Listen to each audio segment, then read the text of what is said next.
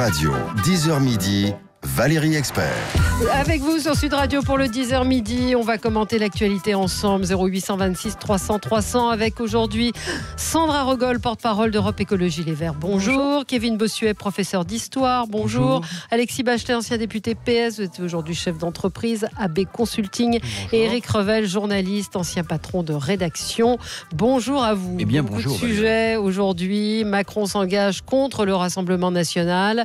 Marine Le Pen hier a déclaré que si le Rassemblement national arrivait en tête, Emmanuel Macron devrait partir. Alors j'ai vu passer un tweet qui m'a fait sourire en disant si elle s'était appliquée cette règle, ça fait longtemps qu'elle aurait une carte Platinium sur Air France. Elle serait déjà très loin. Et puis référendum contre la privatisation d'ADP. Enfin en tout cas la notion de référendum visiblement est en train de prendre. On va en parler dans un instant. Vos coups de cœur, vos coups de gueule.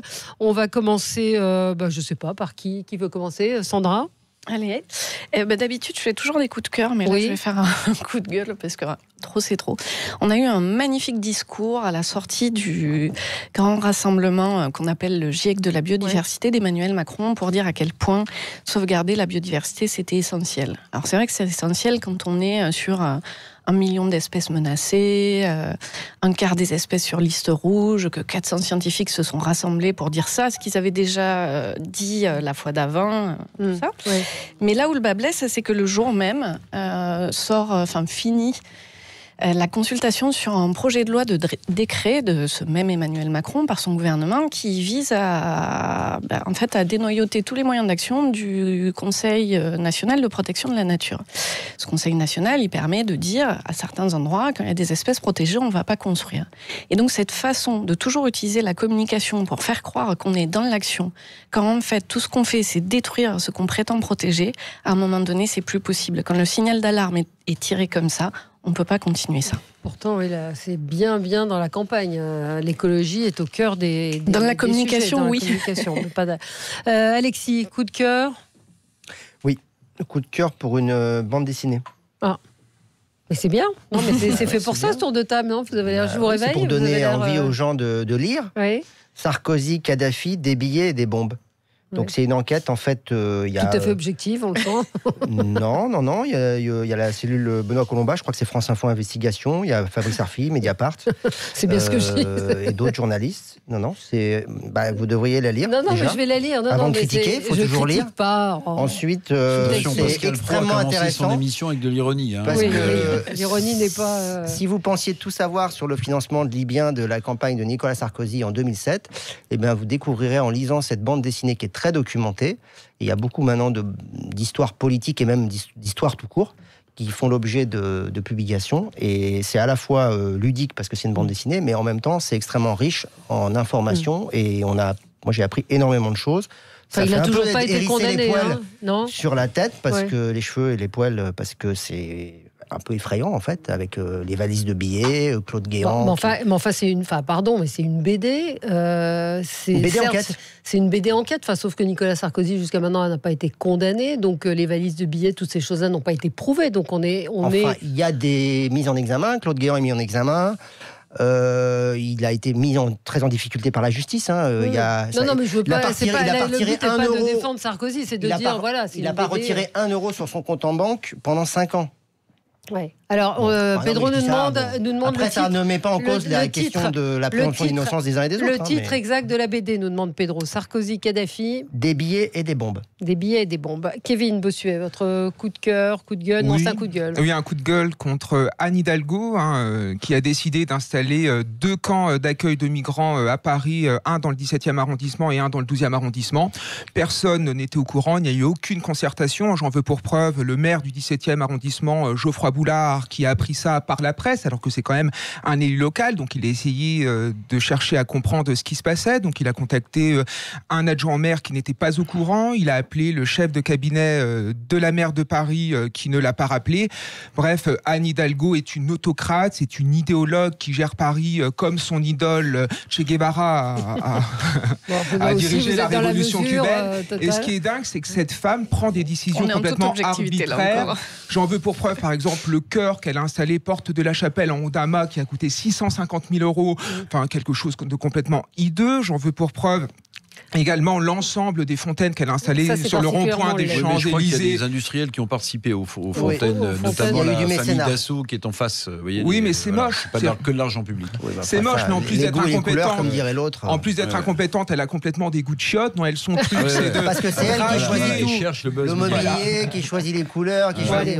Oui, mais bon, son truc. Non, mais entre les migrants et les fontaines, il y a deux. Il y a des migrants un peu différents. Il y a des un peu différents. On aura compris que c'est un gros fourre-tout pour dire que vous n'aimez pas du tout Anne Hidalgo. Je crois que le message est passé. Mais ça c'est sûr, je ne l'aime pas du tout. Mais moi, ce que j'aimerais bien, c'est sur les camps de migrants. La question s'était déjà posée dans le 16e. Moi, j'ai été concerné. Moi, j'ai été concerné. Mes enfants étaient concernés, bien que je n'habite pas le 16e, mais ils jouent au basket à Jean-Bouin, qui du jour au lendemain, on peut le dire, parce qu'on l'a appelé un vendredi pour la mise en place un lundi. Le stade, enfin la salle de basket Jean-Bouin a été réquisitionnée. Moi, évidemment, je trouve qu'il faut trouver des solutions à ces gens qui n'ont pas de toit, ça, il n'y a pas de doute. Mais je me mets aussi à la place des femmes, des hommes qui travaillent, dont les enfants doivent faire du basket, du judo le mercredi avec des lycées publics tout autour de ce stade Jean-Bouin, le lycée Jean Lafontaine, le lycée Claude Bernard. Du jour au lendemain, on vous la prend le vendredi pour le lundi, on vous dit il n'y a plus de sport dans cette salle, elle est réquisitionnée. Alors depuis, ça s'est arrangé, parce que c'était, entre guillemets, on appelait ça un sas de passage, je ne sais pas comment on peut le dire, mais voilà, on a été confrontés au même problème. La mairie de Paris renvoyant à la mairie du 16e en disant qu'ils les avaient prévenus, la mairie du 16e et la maire du 16e, parce que je l'avais contacté m'expliquant que pas du tout, ils n'avaient pas été prévenus. Mais pardon, là, il y avait 2-3 000 enfants concernés du jour au lendemain, c'est-à-dire du vendredi pour lundi suivant. C'était quand même une situation compliquée. Je vais vous donner la parole, Éric, mais on va en faire un sujet sur l'hystérisation du débat. Moi, j'avais un petit agacement que j'ai eu hier, mais qui m'a encore plus énervé à la fin de la journée. C'est Nathalie Loiseau qui rend hommage à Simone Veil. Je trouve que cette récupération est à vomir. J'ai pas d'autres mots. Je trouve que c'est minable, c'est de la com, c'est oui. Non, alors le mot c'est un peu fort, Valérie, parce qu'il y a quand même, Jean Veil, l'un de ses fils, l'avocat, qui a trouvé que l'hommage valait la peine, mais où je partage quand même. Est-ce que Jean Veil ne va pas obtenir quelque chose à terme? Est-ce que c'est pas sur la liste? Est-ce que c'est pas il est sur la liste en position non éligible, mais oui, non, mais ça va rejoindre un peu mon coup de gueule, c'est-à-dire qu'on substitue de plus en plus la politique au buzz, en fait. Le fait d'aller rendre hommage, et elle le mérite parce que c'est une grande européenne, Simone Veil, ça fait plus de buzz pour la liste de Madame Loiseau que le programme repeint en vert de la République En Marche. Voilà. Alors moi j'ai un coup de gueule sur le buzz médiatique. Évidemment, on a tous en tête ce qui s'est passé entre Pascal Praud, que je connais très bien, et Claire Mouvian. Moi, ce qui me gêne dans tout ça, je vais vous dire, c'est que le buzz média, à mon sens, se substitue de plus en plus à l'analyse de fond. Parce que les problèmes sont tout sauf simples. Les problèmes, ils sont complexes. Donc, si on ne fait que fonctionner à partir de buzz médias, et notamment dans les médias, que ce soit des chaînes d'infos, des radios ou ailleurs, je pense que le débat démocratique, il perd vraiment beaucoup. Et on n'est plus dans des débats passionnés, argument contre argument. Maintenant, on est dans des débats hystérisés, alors que, à mon sens, la société française, qui est quand même en pleine déconstruction, qui se pose beaucoup de questions, a besoin de calme et de sérénité. Donc, je pense qu'il faut faire extrêmement attention à la façon dont on manie ces buzz médias, parce que à force, mais le buzz média, je le mets dans les deux sens sur cette affaire. Pascal, on le connaît, c'est un polémiste, un provocateur, bon, très bien. Mais la députée socialiste, écologiste... Elle n'est pas députée, elle n'est pas socialiste. Elle est fondatrice elle est sur la liste socialiste. Elle est place publique. Qui est une experte. Je crois qu'elle a eu le prix Goldman. Enfin, c'est quelqu'un de reconnu, évidemment, dans ces questions-là. Mais elle s'est fait un buzz dans l'autre sens absolument formidable. Et je pense que maintenant, ceux qui ne savaient pas qu'elle était sur cette liste, tout le monde le sait. Et ça fait un buzz média pour cette liste, vous voyez. Donc comment utiliser un buzz contraire pour en faire un buzz positif? Enfin, on s'en sort plus. Il faut arrêter, je pense, d'avoir recours exclusivement à ces buzz médias et de préférer l'analyse de terrain, la confrontation d'idées à toutes ces choses-là. Mais elle a...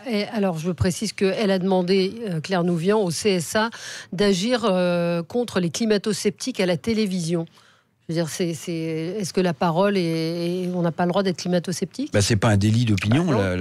C'est pas un délit d'opinion. Je vois pas comment. Enfin, le CSA peut peut-être donner son avis sur les débordements de part et d'autre, mais je vois pas. Enfin, je veux dire, c'est pas un délit d'opinion. Alors, ce serait très bien qu'on ait plus de propos climato-sceptiques quand l'ensemble de la scène scientifique démontre que c'est le cas. Je bondis quand vous dites, ce serait bien qu'on ait plus de propos le début de cette phrase est hallucinant. C'est-à-dire de dire qu'en gros, il y a une censure sur certains sujets dont on n'a plus le droit de parler. Non, je ne parle pas de censure. Je dis que ce serait bien que la société évolue pour qu'il n'y ait plus personne qui se permette, justement parce que le corps social considère que c'est un non-sens, d'avoir des propos de ce type-là. Mais la censure, c'est pas l'outil idéal. La censure, c'est vraiment quand ça a merdé sur le processus. En revanche, il y a des propos qui sont condamnés par la loi, qui ont déjà été tenus sur des plateaux, notamment de Pascal Praud, puisque c'est quand même son fonds de commerce que d'arriver à créer des buzz de ce type-là, et qui sont condamnés par la loi. Ensuite, il n'a jamais été condamné à ma connaissance. Non, il n'a jamais été condamné. Et puis je crois que personne n'a vraiment porté plainte contre lui. Mais c'est à vérifier. Je prends beaucoup de pincettes avec ça. Mais j'ai souvenir notamment d'attaques racistes très violentes sur des personnes qui étaient sur son plateau et dont on a beaucoup moins parlé. Parce que c'était pas des politiques. Avec le rappeur. Il y avait un rappeur, il y avait un footballeur, il y avait plusieurs personnes. En fait, c'est vraiment quelque chose qui fait la patte de Pascal Praud et qui, malheureusement, ne semble marcher puisque ses audiences sont tout à fait correctes. Pardon, mais là, vous voyez, là, on est à la limite, pardon, mais on peut pas accuser Pascal Praud de racisme ou d'homophobie. D'ailleurs, sur le fait qu'il soit climato-sceptique, il a démenti en disant qu'il avait voulu faire de l'humour. Alors, non mais... Vous voyez ce que je veux dire? Il faut faire très attention parce que, si on commence à mettre les journalistes dans des catégories et à dire voilà ceux qui ont le droit de la parole sur certains sujets et pas sur d'autres, mais vous savez, ça s'appelle plus la démocratie. Hein. Oui, c'est ça. C'est là où vous étiez le premier à sauter en disant il faudrait qu'on ne puisse plus avoir ces propos-là. Oui, mais vous êtes un peu méditerranéenne ou sur oui, non, je m'emporte aussi. Mais Pascal aussi, je pense d'une certaine manière, quand on anime un débat, on n'est pas des robots à dire à vous la parole et tout. Et après, on peut réagir juste sur des choses. Petit point, et j'en termine là-dessus. Pour moi, ça révèle aussi quelque chose qu'on a tendance à oublier en tant que politique. Je reprends ma casquette Popol. C'est que nous, on est habitués, en tout cas les écologistes en politique, à une extrême violence sur les plateaux en général. C'est-à-dire qu'on a beaucoup. Vous êtes un peu violent aussi, mais parce qu'il a échangé récemment sur CNews. Oui. En toute politesse entre nous deux, mais il y avait quand même 4 personnes qui me hurlaient dessus à côté de lui. Et en fait, on s'habitue à cette violence. Vous exagérez toujours un peu. Il y en avait 2 autres qui rajoutaient des couches par-dessus. Et donc, on s'habitue à cette violence. Or, Claire Nouvion n'est pas quelqu'un qui est habitué à cette façon de traiter les politiques. Elle a été elle-même très très violente. C'est elle la première qui a traité Elisabeth Lévy de dingue. C'est elle qui n'a pas voulu. Donc pour quelqu'un de pas habitué, c'est parce que c'est pas une politique que vous excusez ces dérapages, mais pas ceux de Pascal Praud, peut-être qui lui est un journaliste. Je voulais juste attirer l'attention sur le fait que dans la lignée de ce que disait Monsieur Revel, il y a peut-être pas une hystérisation de ce que disait Eric. Il n'y a peut-être pas une hystérisation, mais une acceptation de la violence qui n'est pas normale. Il y a quand même une hystérisation du débat. Kevin Bossuet. Non, moi je suis pas du tout d'accord avec ça. C'est une manière de cadenasser le débat public et de cadenasser la démocratie. Enfin, on a le droit d'avoir un avis, on a le droit de l'exposer sur un plateau de télévision sans se faire traiter de dingue, comme Claire Nouvion l'a fait vis-à-vis d'Elisabeth Lévy. Vous mettez toujours en avant la science, mais la science, elle n'est pas parfaite. Vous voyez, au Moyen-Âge, les scientifiques de l'époque nous disaient que la Terre était plate, sauf qu'on s'est rendu compte que la Terre n'était pas plate. Vous prenez des discours des scientifiques au 19e siècle, au 20e siècle, les discours de médecins qui racontaient n'importe quoi, qui disaient par exemple que l'homosexualité est une maladie, ce qui est complètement grotesque. Donc c'est pour ça qu'il faut avoir quand même un peu de recul vis-à-vis de la science. Et simplement, quand on va sur un plateau de télévision, il faut accepter d'être contredite, il faut accepter en effet qu'il y ait des gens qui ne pensent pas comme nous. Ça s'appelle la démocratie, ça s'appelle le débat. Et la manière, l'hystérie de Claire Nouvion n'est pas acceptable. C'est elle qui a hystérisé le débat en s'en prenant d'emblée à Elisabeth Lévy. Alors certes, Elisabeth Lévy a riposté, mais c'est quand même elle qui l'a traité de dingue en premier. Il n'a pas besoin d'être poussé. C'est vrai aussi. Alors, oui, un mot. Non, il se trouve que j'ai déjà fait l'émission de Pascal Praud. J'ai bien rencontré Elisabeth Lévy. Je pense que les torts sont largement partagés. Et que par ailleurs, Pascal Praud aime bien effectivement provoquer, des fois dire des choses un peu à l'emporte-pièce. Ce qui, évidemment, fait réagir les gens en plateau. Il y a eu des fois des gens qui ont quitté le plateau. Je pense que Claire Nouvion n'était pas très loin de le faire, d'ailleurs. Ça l'a été un peu sidéré, effectivement, d'être confrontée à aussi une volée de bois vert, parce qu'à un moment donné, tout le monde s'est retourné contre elle aussi. Donc, à un moment donné, sur un plateau, quand vous vous retrouvez aussi seul contre tous, ou seul, vous pouvez aussi avoir des réactions un peu de... Voilà. Mais en tout état de cause, ce qui me préoccupe, c'est quand même la qualité du débat démocratique. Et je pense effectivement qu'aujourd'hui, il y a une dérive très forte. Il n'y a plus vraiment de débats constructifs. On a systématiquement des empoignades, des batailles, c'est des postures contre des caricatures. Ce n'est pas le cas sur Sud Radio. Certains aussi s'amusent à tenir des positions qui sont effectivement... évidemment, il n'y a pas de vérité officielle, on est en démocratie. Mais à un moment donné, quand il y a une communauté internationale scientifique qui décrit le GIEC, ça fait 20 ans que le GIEC existe. Donc et petit à petit, ils ont annoncé des choses qui ont été vérifiées. Et petit à petit, on est venu à dire, oui, il y a un problème de réchauffement climatique, il y a un dérèglement climatique. Donc après, on peut en rigoler. On peut dire, oui, ce matin, il faisait moins 3 degrés dans les Yvelines, mais... Objectivement, ça agrandit pas le débat et je pense pas que ça fasse avancer en même temps, les seins de glace, c'est jusqu'au 12-13 mai. Donc allez, on se retrouve dans un instant avec vous. 0826 300 300, à tout de suite. Cosmeti.com. Sud Radio, 10h midi. Valérie Expert. Avec vous pour commenter l'actualité. Donc on a évoqué l'hystérisation du débat. Quelqu'un voulait rajouter quelque chose pour aller dans... Non, juste ce qu'on peut reprocher à Claire Nouvion, c'est d'avoir après fait ce montage qui était très malhonnête sur ce qui s'est passé en plateau. C'est pas elle qui l'a fait. Oui. Non, mais elle s'en est servie. Mais non, mais c'est pas elle qui l'a fait. Et il faut pas dire des choses qui sont pas exactes. J'ai vérifié. C'est un compte Twitter qui était relativement un citoyen lambda. Qui a fait le montage sur son smartphone et ça a été énormément retweeté et liké et Claire Nouvian l'a repris parce que ça avait fait un... Et elle-même ne s'est pas dit, c'est pas exactement quand même comme ça que ça s'est passé. Et après elle a fait une vidéo face caméra avec, à côté d'un canal dans Paris en expliquant pourquoi il fallait voter pour elle. Non, c'est la victimisation qui est aussi insupportable. Tout de suite, on la contredit, elle dit qu'on est sexiste, on est misogyne. C'est ça qui n'est pas acceptable et c'est ça qui contribue aussi à l'hystérisation du débat public. Bon, allez, on va changer de sujet. Allez. On va parler de l'hystérisation du débat politique, qu'il est aussi tout autant. Emmanuel Macron, donc, qui s'engage contre le Rassemblement national. Il a promis de mettre toute son énergie pour que la République en marche devance le Rassemblement national aux prochaines élections européennes. Et évidemment, Marine Le Pen a répondu dardard au président de la République en disant que s'il perdait cette élection, si le Rassemblement national arrivait en tête, il faudrait qu'il s'en aille. L'irruption, j'ai envie de dire, d'Emmanuel Macron, un petit peu en pompier de service dans la campagne, ça vous inspire quoi ? C'est quand même assez étonnant. C'est la démonstration que la candidature de Nathalie Loiseau est en grande difficulté, que c'est le Titanic et que Emmanuel Macron essaye de redonner une dynamique à une campagne qui s'est enlisée et qui s'est enlisée dans des polémiques liées essentiellement aux déclarations de Nathalie Loiseau elle-même qui enfile les bourdes comme les perles et qui du coup commence à écœurer, y compris moi je le vois sur des réseaux sociaux, des gens en marche qui disent non mais attendez, on est ridicule, moi je peux pas voter pour cette liste qui est portée par une candidate qui nous ridiculise, il n'y a pas de sujet de fond, et donc Emmanuel Macron lui a bien perçu ça, je pense qu'il a entendu les signaux négatifs, et comme effectivement il est dans cette logique aussi de mise en scène avec le Rassemblement national, il va se mettre de plus en plus en avant jusqu'au 26 mai,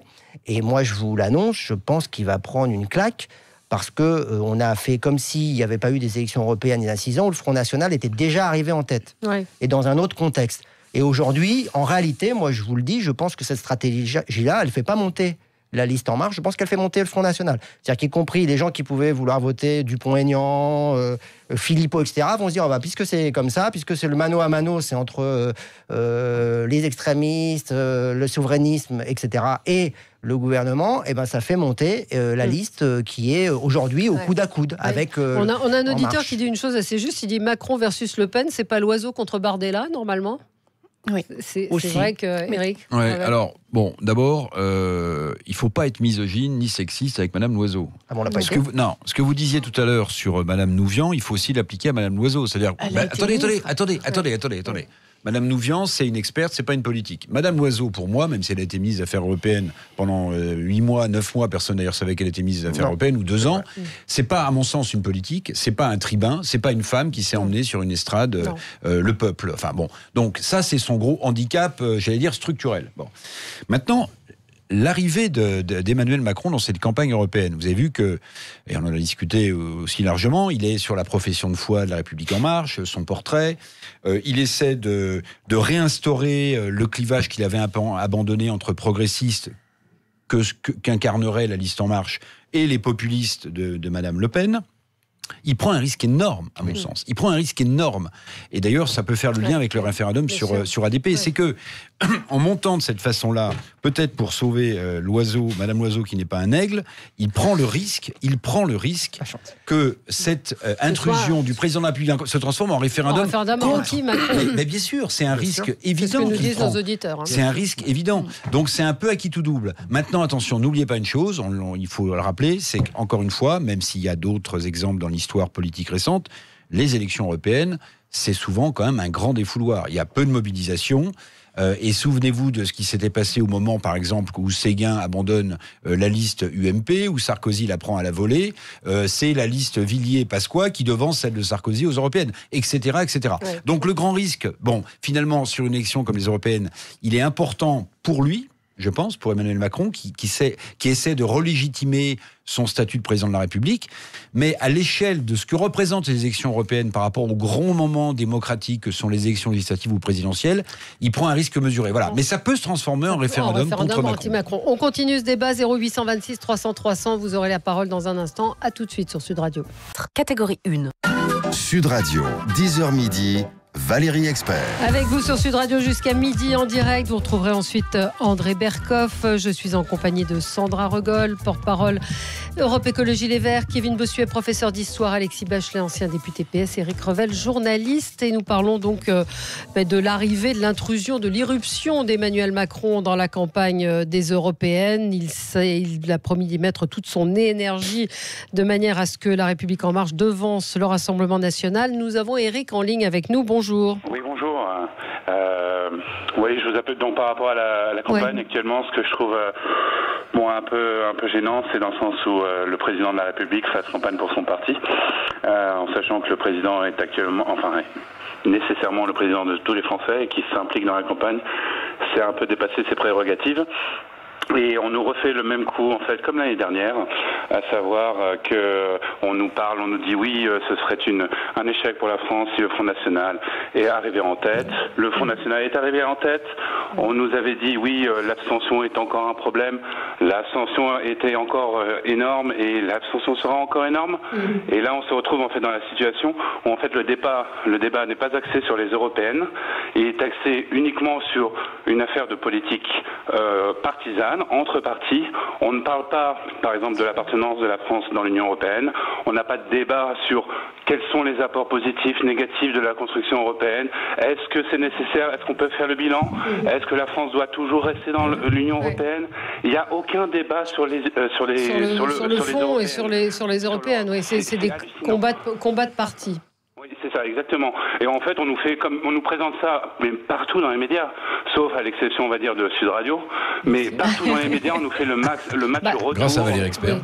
Non, mais c'est quand même ce dont on traite un petit peu ce matin, mais effectivement, on tombe un peu dans le piège du président de la République. Merci Éric. Sandra Regol. Non, mais c'est très juste ce que disait Éric. Et puis là, on parle de qui va arriver en tête. Enfin, on évalue quand même l'abstention à quasiment 60%. Donc le parti qui arrive en tête et qui tue tous les autres, c'est l'abstention. Quelle légitimité il y a après à tirer de ça? Mais pour revenir à ce qui était notre débat et ce qui fait lien avec ce que disait Éric, en disant ce président qui rentre en campagne, c'est quand même gênant. On est juste sur la saison 2 de la présidentielle. Il faut refaire le match. Il y a une symbiose très pratique entre Rassemblement National et LREM. Chacun a besoin de l'autre pour exister mieux. Donc chacun a exactement le même discours en diabolisant l'autre. Juste vous changez les valeurs sur lesquelles s'appuie cette diabolisation, mais c'est la même chose. Sauf que là, actuellement, le jeu dangereux de la majorité présidentielle, c'est d'essayer d'aller capter le vote du Rassemblement National. Ils prennent un peu sur des propositions de droite, mais ils vont aussi dans le vocabulaire de l'extrême droite. Je pense notamment, pour le dernier acte le plus marquant, à Christophe Castaner, qui reprend mot pour mot les expressions de Matteo Salvini pour condamner les gens qui, en mer, assument l'assistance à personne en danger que l'État français n'assume pas. Et Madame Loiseau qui parle allemand, donc Blitzkrieg. Oui, on l'a évoqué. Il y a quand même quelque chose là qui est extrêmement extrêmement dangereux, en tout cas dans mon référentiel de femme politique humaniste, qui est qu'à force de tendre des mains comme ça, en fait, à force de démocratiser un vocabulaire qui est celui de l'extrême droite, on finit par dérouler le tapis rouge à l'extrême droite. Or là, oui, le Rassemblement national monte, il capitalise l'ensemble des voix, vous voyez, même Dupont-Aignan s'effondre, même les Patriotes s'effondrent, etc. etc. Ils n'ont jamais décollé. Non, ils ont pas... Non. Il y a un des mois, affiches collées, mais ça décolle pas. Il y a un mois, ils étaient estimés à 6-7%, même 8% pour Nicolas Dupont-Aignan notamment. Et à ce moment-là, les Patriotes n'étaient pas testés. Mais tout ça pour dire que non seulement ça remet tout le monde vers les LR tirés par Bellamy et avec le Rassemblement national, que c'est un jeu très dangereux pour la démocratie et qu'il serait temps que cette majorité présidentielle se concentre un peu là-dessus. Après, je ne sais pas si j'ai le droit de parler, vu que Nathalie Loiseau a expliqué hier que Yannick Jadot était le pape de l'église de l'écologie. Je ne sais pas si en tant que prêtresse de cette église, ma parole est tout à fait recevable. Vous n'êtes pas dans la même paroisse. Ouais. Kevin Bossuet. Oui, non, Emmanuel Macron nous joue le camp du bien contre le camp du mal, parce que je pense qu'il a peur d'une liste qui est en train d'émerger, c'est la liste de François-Xavier Bellamy qui a subi une embellie dans les sondages, donc il a très peur que les centristes votent pour Bellamy, donc il est en train de dire aux centristes, regardez, si vous ne votez pas pour la liste LREM, c'est le Front National, le Rassemblement National qui va arriver en tête. Donc là, je pense que c'est sa stratégie et c'est cette droite qui arrive dans le champ politique et qui était inattendue qui a fait que Emmanuel Macron est sorti de sa torpeur. Ouais. Les écolos, ils décollent pas tellement, hein, nous dit Christian. Il nous dit les écolos, ils sont à 5, 6. Non, on est entre 8 et 10, mais c'est pas assez. Je suis d'accord avec Christian. C'est pas assez. Oui, ça serait Alexis plus intéressant que de commenter les sondages. Ça serait plus intéressant, effectivement, y compris pour Emmanuel Macron, de parler des enjeux de l'élection européenne. C'est-à-dire la réforme de la PAC, qui quand même concerne juste notre million d'agriculteurs. Le budget européen, est-ce qu'il faut augmenter le budget pourquoi faire les politiques migratoires, est-ce qu'il en faut comment on les finance Il en parle beaucoup, par contre. Oui, enfin, il en parle, mais de manière défensive. Il n'en parle pas à travers le fait, est-ce qu'il faut renforcer les frontières européennes, est-ce qu'on finance des dispositifs pour justement protéger nos frontières. Enfin, il y a des sujets, il y a des vrais sujets. Il y a des sujets aussi sur l'énergie, sur l'environnement. On sait très bien qu'il y a beaucoup de... si les gens se posent la question de à quoi sert l'Europe, il faut qu'ils sachent que sur les questions de la biodiversité, sur les questions d'usage ou non de pesticides, etc., les réglementations, elles viennent souvent de l'Europe. Et les États, parfois, sont en retard. Est-ce que les Français en ont conscience? Est-ce que ça les intéresse? Tout à l'heure, dans le zapping, Gilles Gansman nous a passé un petit extrait je crois que c'est dans le Quotidien, où ils sont allés faire un micro-trottoir en demandant « citez-moi 2 têtes de liste ». Les gens étaient incapables de citer les têtes de liste. On parlait de l'abstention. Je pense qu'il y a un désintérêt total des Français pour cette élection. Alors que l'Europe conditionne les modes de vie. Mais c'est pas en commentant les sondages ni en sortant des drapeaux partisans et en disant il faut voter pour cette liste-là parce que attention, il y a les méchants populistes qui sont aux portes du pouvoir. C'est pas comme ça qu'on va mobiliser. Il mobiliserait mieux, y compris son propre électorat, en expliquant les sujets et en disant voilà pourquoi il faut voter pour cette liste. Sur le fond. Est-ce que c'est audible? Ça rejoint le débat que vous évoquiez, Éric Revel, sur l'hystérisation du débat. C'est-à-dire que s'il n'y a pas de buzz, s'il n'y a pas de clash, s'il n'y a pas de choses qui accrochent des aspérités, on ne parle pas du fond. Alors, malheureusement, on ne parle pas du fond. Les ministres diligentés par Matignon s'époumonnent dans tous les médias à expliquer que c'est l'élection européenne la plus importante jamais du siècle. Du siècle. Mais je rappelle quand même une chose, et même si moi, je vais aller voter, mais je comprends qu'il y a une forte abstention. Reparlons de la Grande-Bretagne et de ce qui se passe. Sur le Brexit, qui comprend quelque chose? La Grande-Bretagne va élire des députés européens, finalement, qui vont voter des choses qui ne s'appliqueront pas puisqu'ils vont sortir de l'Europe. Mais comment est-ce que vous voulez aborder les questions de fond et passionner les Français, même si les enjeux, vous avez raison, sont super importants et sont pris plus par la Commission d'ailleurs que par le Parlement de Strasbourg. Malheureusement, on est d'accord. Mais vous savez, il y a par exemple une question, moi je l'aborde ailleurs, mais pour moi elle est centrale, même si on dit oh là là, c'est compliqué, comment vous voulez mobiliser les Français là-dessus. Mais l'histoire de la Banque Centrale Européenne, personne n'en parle de la Banque Centrale Européenne. La Banque Centrale Européenne, elle a pour objectif, dans la construction européenne, de veiller uniquement au niveau de l'inflation. Mais pardon, l'inflation, on s'en fout. Ce qu'on veut, c'est de la croissance. C'est de la croissance, alors verte si possible. Mais on veut de la croissance. La Banque centrale américaine, elle a les objectifs de croissance qu'elle est obligée de tenir. Donc elle module ses taux d'intérêt. Si vous n'avez pas de croissance, vous n'avez pas d'emploi. Si vous n'avez pas d'emploi, vous n'avez pas de pouvoir d'achat.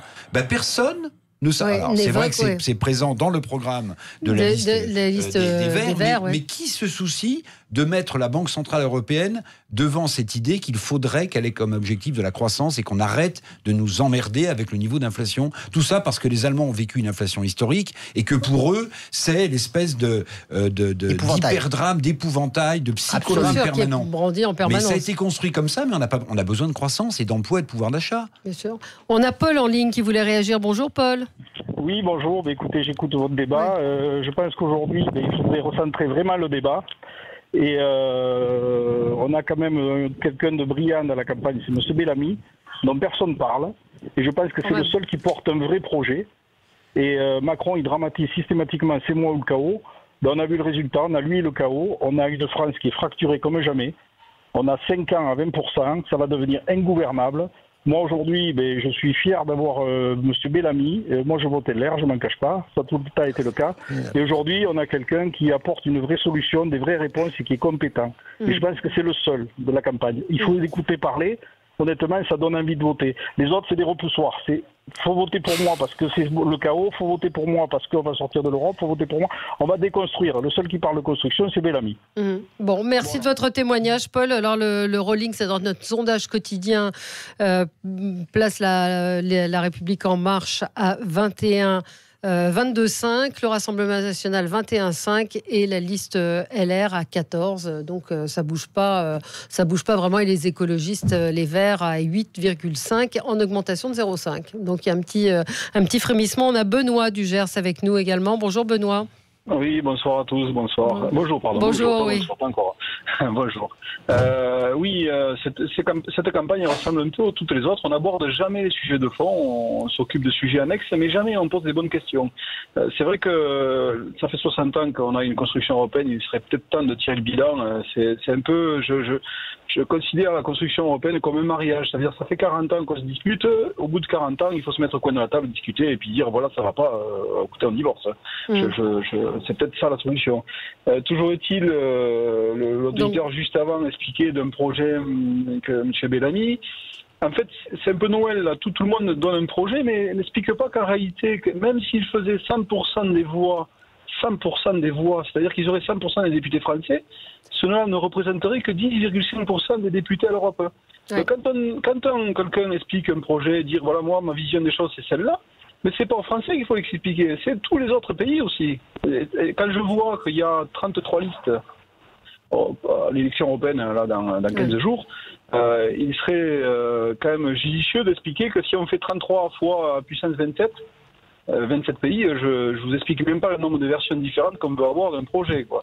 Et donc c'est là où je rejoins M. Asselineau complètement dans son analyse. Il explique que voilà, écoutez, c'est bien beau de promettre monts et merveilles, il faudrait expliquer comment on fait pour le tenir tout ça, parce que l'UPR, et pour expliquer, votre invité expliquer que personne n'explique les fonds des choses, si l'UPR a fait un travail d'éducation populaire depuis 12 ans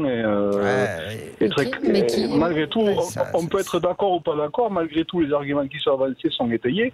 Et d'ailleurs, j'en veux pour preuve le taux d'audience du site upr.fr qui est le premier depuis plusieurs mois.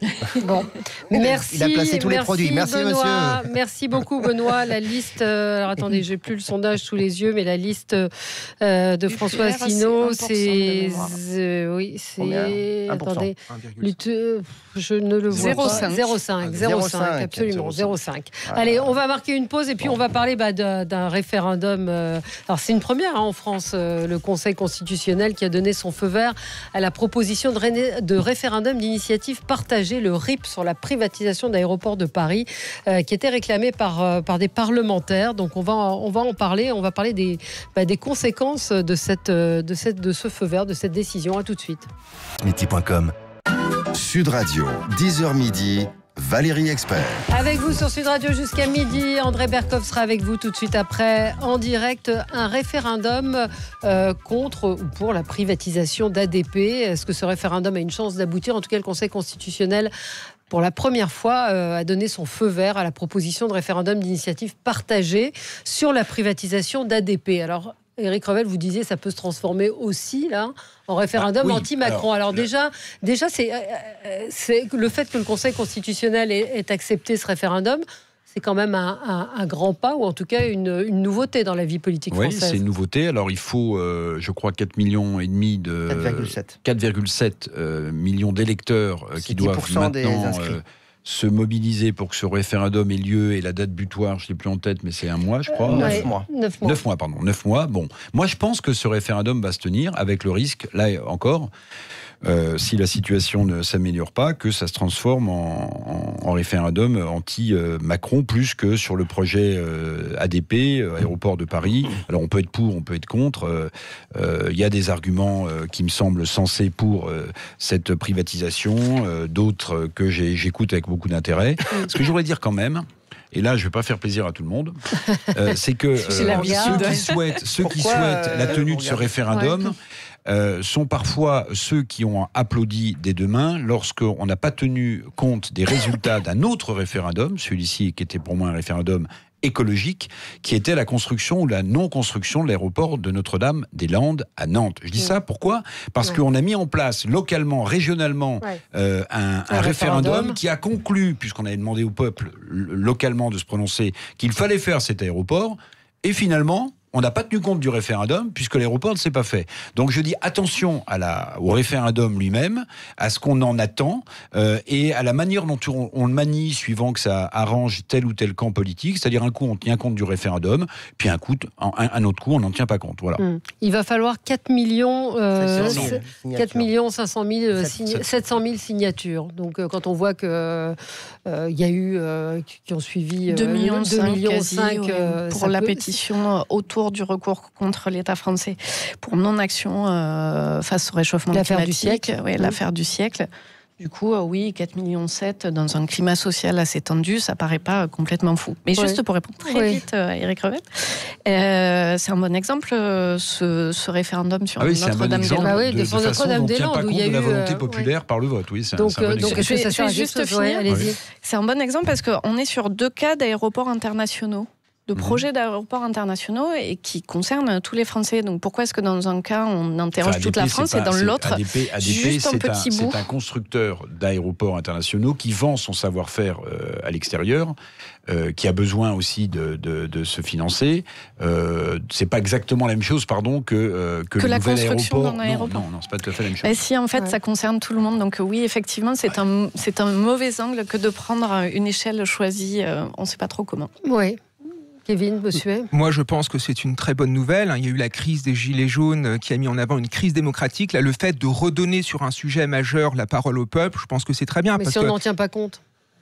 Pourquoi on n'en tiendra pas compte ? S'il y a 4,7 millions qui se mobilisent, le référendum aura lieu. Et je pense que les Français pourront s'exprimer sur ce que je trouve être une aberration économique. Je veux dire, selon les experts, ADP rapporte environ 2,5%, rapportera 2,5% en 2020.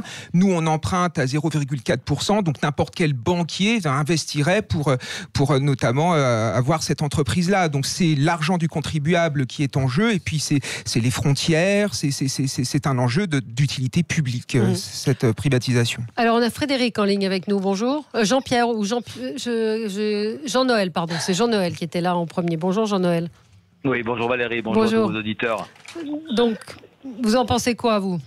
J'en pense à qui profite le crime ? La privatisation de l'aéroport de Paris, 100 millions de passagers à peu près, 70-30 entre Orly et Charles de Gaulle. Et la privatisation fait que d'abord, dans un premier temps, le personnel dit non à 98%, sauf erreur de ma part, sur 6500 employés, ils disent non à la privatisation. Pourquoi vendre l'aéroport de Paris ? L'aéroport de Paris gagne de l'argent, les bénéfices sont en hausse de combien à peu près 610 millions d'euros, je crois que c'est 6,9%. Ça marche bien, c'est une entité française qui marche très très bien. Et surtout, comme je veux revenir là-dessus, à qui profite le crime, pourquoi être vendu et à qui ? C'est là qu'il faut voir un petit peu, in fine, plus loin, la problématique de notre pays et surtout de cette vente de l'aéroport de Paris, qui est une société qui marche très bien. Par rapport à ça fait à peu près un chiffre d'affaires le montant de la vente, ce qui est rien du tout. Je pense qu'il ne faut pas vendre. Après, que ce soit un référendum anti-Macron, ça, à mon avis, plus les mois vont passer, plus les Français vont le comprendre. Mais c'est très important que, si possible, que les Français se mobilisent et les Françaises se mobilisent sur ce référendum afin d'avoir plus de 4 millions et dire non à cette bêtise. Surtout que nous avons deux exemples bien précis, les autoroutes françaises vendues par l'ancien Premier ministre, je ne sais plus son nom, et Villepin, et l'aéroport de Toulouse, qui est à la revente avec une plus-value substantielle. C'est ça qu'il faut voir. Donc, voilà ce que je voulais vous dire. Et donc, vous encouragez tout le monde à signer, pour ce référendum donc contre la revente d'ADP. Alexis Bachelin, on vous a pas entendu sur le sujet, et sur le sujet même du référendum. Parce que c'est la gauche qui a le plus privatisé quand Lionel Jospin était Premier ministre. C'est une bonne nouvelle pour la démocratie. C'est une bonne nouvelle. Non, mais le référendum avec le président de la République qui dit vouloir populariser ces référendums. Oui, c'est-à-dire d'initiative populaire. C'est-à-dire que là, c'est l'occasion d'abord de demander son avis au peuple français sur un sujet qui le concerne, puisqu'on est sur les biens de l'État, donc c'est les biens communs. L'État, c'est nous, l'État est financé par nos impôts, donc là, pour le coup, c'est un sujet en plus qui concerne aussi l'attractivité de la France. C'est la porte d'entrée principale des millions de touristes qui chaque année viennent sur le territoire national. On ne peut pas dire qu'on soit au top. C'est tout. Non, ADP mais arrive moi, je fréquente en queue de peloton des aéroports. Mais parce qu'il y a du retard. Il y avait un retard qui est en train d'être rattrapé. Si vous êtes honnête, vous allez à Orly, à Roissy, ça m'arrive régulièrement. Il y a énormément d'investissements qui ont été faits. Il y a des bâtiments maintenant sont neufs. Il y a des choses avant. Sauf qu'il faut 20 minutes pour y accéder. Je l'ai pratiqué la semaine dernière. La dépose minute a été imaginée par un type. Je ne sais même pas où il a trouvé son diplôme pour construire un truc comme ça. Vous arrivez, il y a un entonnoir où les VTC à Orly et Roissy, il paraît que c'est la même chose. Et pour accéder aux 4 aérogares, vous avez une seule file de dépose minute, 20 minutes pour arriver. On n'a pas dit que tout était parfait. Mais je ne suis pas certain qu'avec un délégataire privé, ces choses-là soient forcément mieux pensées, mieux conçues. Ça n'a rien à voir. C'est un autre sujet. Ceci étant dit, je pense qu'il faut remercier les parlementaires 185 qui ont permis de saisir le Conseil constitutionnel de cette proposition de référendum d'initiative partagée. Il faut maintenant réunir 4,7 millions de signatures. À titre personnel, je signerai et j'invite, quand le site sera mis en ligne par le ministère de l'Intérieur, à signer massivement pour qu'on puisse effectivement s'exprimer sur ce sujet et redonner un peu une part de souveraineté au peuple français qui l'a réclamé. C'était des revendications qui dépassent largement les gilets jaunes. Il est souhaitable que sur un certain nombre de sujets, on puisse déclencher et obtenir l'organisation d'un référendum. Donc oui, c'est une très bonne nouvelle. Moi, je m'en fiche de savoir si ça fait plaisir à Macron, si c'est pour ou contre Macron. Moi, je ne voterai pas pour ou contre le président Macron. Je voterai contre la privatisation d'ADP si on m'en donne l'occasion.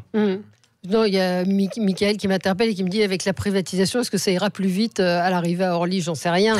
Ce que je veux dire, c'est qu'aujourd'hui, en tout cas, je suis ni pour ni contre, je connais moi suffisamment pas le dossier, mais ce que je constate aujourd'hui, c'est qu'on est dans les classements à chaque fois des aéroports internationaux en queue de peloton. Donc il y a un truc qui fonctionne pas d'une manière générale. On a des aéroports qui ont été privatisés en France et le résultat n'était pas terrible. Oui, n'était pas terrible non plus. Non, mais non, et ce qui est intéressant aussi, c'est la démarche transpartisane, parce que ça a été permis, notamment parce qu'il y a des députés d'extrême gauche, des députés socialistes et des députés LR qui ont voulu créer une forme d'union sacrée pour sauver ADP. Donc ça, je pense que c'est une démarche très intéressante et qui va dans le sens de la démocratie. On a Frédéric en ligne avec nous. Bonjour Frédéric.